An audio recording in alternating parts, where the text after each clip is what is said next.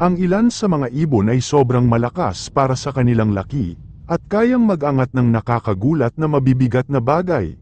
Pero, alam mo ba kung aling mga ibon ang kayang humawak ng pinakamabibigat na karga?